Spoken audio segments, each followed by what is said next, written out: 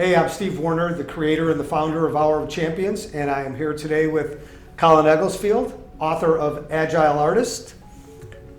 What's up, Steve? How you doing? Oh, I'm doing great. This is unbelievable, and it's through my own life experiences and creating the Hour of Champions, where I believe that being physically, mentally, and spiritually conditioned was going to serve me the best for just battling life, right? Like, life is a beautiful journey, but you get blindsided all the time. Yeah. And if you're not physically conditioned to deal with the stress and overwhelm, mentally conditioned, and what I learned last and the hardest way, spiritually conditioned, you're susceptible to getting overwhelmed, living in fear, being depressed, all that stuff. But I've created a protocol, so to speak, and I know mind, body, and spirit is very cliche-ish, but when you do it in a consolidated hour every single day that you wake up and you look forward to, it creates this energy and this power that drives you through the day. And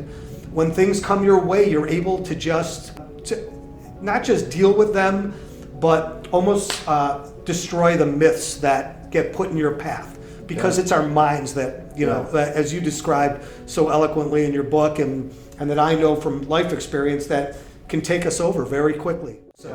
So what I love about this, and what I'm excited to be a part of the Hour of Champions platform, is that what I've recognized is it doesn't matter how talented you are, it doesn't matter how positive your intentions are. It really comes down to how motivated and how committed are you to actually go out into the world, put yourself out there in these vulnerable situations, and to keep battling every day. And it doesn't necessarily even have to be a battle, but just to be able to get up in the morning and be inspired to live your best life. Right. And it's these mental roadblocks that prevent us from really truly having the lives that we know in our heart, in our, in our spirit that we want to have. And this up here gets in the way so many times. Yeah. And so, as an actor myself, I recently moved back from Hollywood. I've gone on this journey of pursuing being on the top stages in the world. It was almost as if like the journey getting there was more rewarding, and I felt more growth getting there. And once I got there, I started to feel I was stagnating, I was plateauing. And so I decided I needed to create a new environment for myself. I needed to find a new challenge for myself. So I decided to move back to Chicago, not really necessarily knowing what it was going to look like, but what I've realized and recognized in life is that you've got to listen to your instincts and you've got to listen to your gut. And for the longest time, I was always listening to the advice of other people against what I was feeling was the right way to do something, and it always got me in trouble.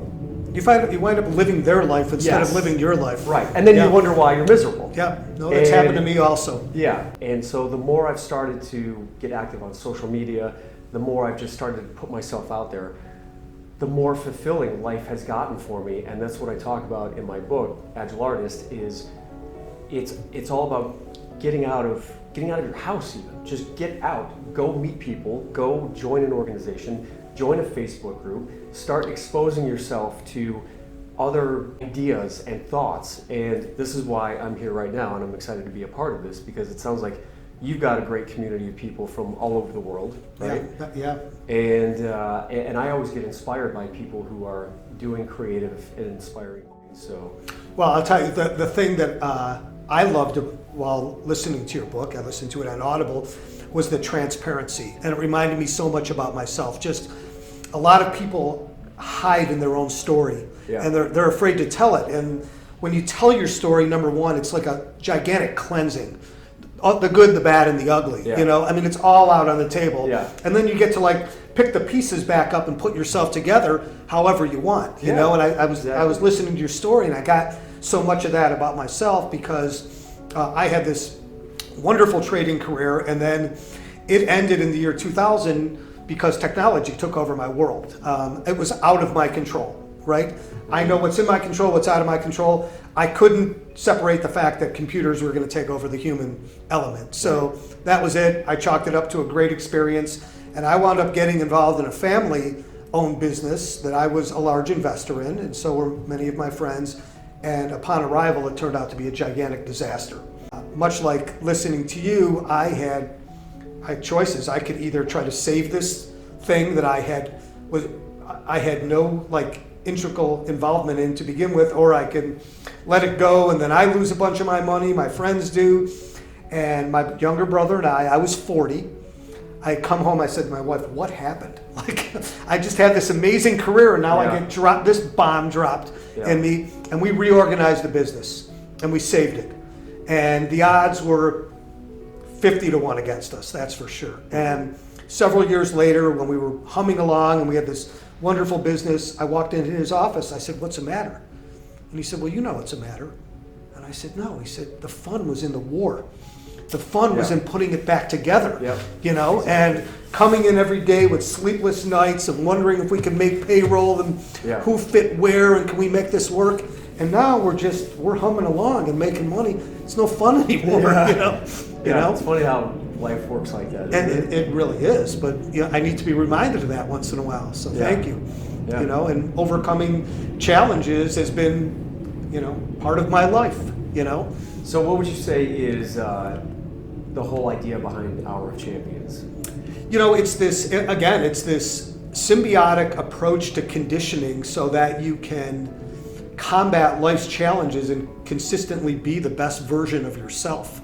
You know, I think that you need to be, and I said this on the onset, conditioned to combat life. And if you are, then you can keep growing and rising, like incrementally. I stress like incremental little advancements every single day so you don't get to this level of complacency where you just stop, right? I'm 60 years old and I heard this great quote the other day from Junior Soprano. It said, we can fill a book with what you don't know, you know?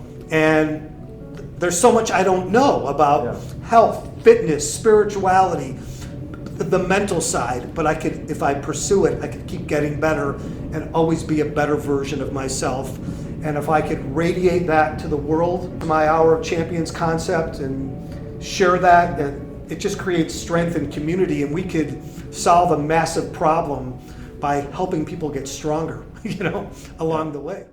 With what I coined the Hour of Champions, which is the first waking hour of the day, when you are literally training as a champion, for a championship fight against what life has to throw at you, right? So what I discovered was if I could encapsulate an hour every single morning and fit in intense physical fitness, some mental toughness training, and some spirituality, all within 1 hour, I could be prepared for my day and for life. There is incredibly valuable time early in the morning for me to have Steve time, uninterrupted time. Very few people are awake at that hour, and I felt that was the most useful hour, you know, where I could really train myself to be able to, again, combat what life throws at me.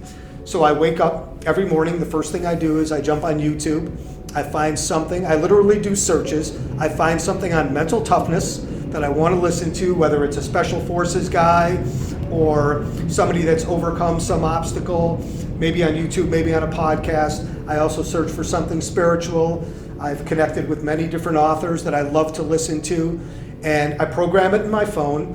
I have my coffee, race to my gym, and when I get there, I start my workout, and kind of through osmosis, these are playing on my phone. I'm not sitting in the corner trying to memorize the mental stuff or the spiritual stuff, but while I'm putting myself through a really rigorous workout, it's just playing. I really want to speak specifically about this opportunity because we stress the mental side of things, and this is going to give anybody that's been kind of stuck looking for the next phase, how to exercise your brain. We're bringing you a real live piece of art that Colin put together. We're going to be creating an amazing future for ourselves to live into, because that's what truly gets you motivated and off the couch and into creating more fulfillment in your life, is by creating that inspiring future that lights you up so that when you wake up in the morning, it's not about, oh God, I got to get through the day and how can I accomplish this stuff. It's about, you know what, these are the things that I need to do in order to really create that exciting future that I know that is possible for myself. but only possible through creating this community to support us in moving us in that direction of where we want to go. Because what I've recognized is you can't do things on your own. I've always needed support, whether it was an acting teacher or a football coach or my parents or my friends, because it doesn't matter where you're at in life. It doesn't matter how many goals and aspirations you have, unless you have the accountability people there to help support you in making it all happen, it's never going to work. You know, how ironic that I would be sitting here next to an actor, right? Because I've been saying since the launch date of Hour of Champions that every day you wake up and your feet hit the floor, you either win the role of the victim or win the role of the hero in your own life movie. And we stress the mental side of things.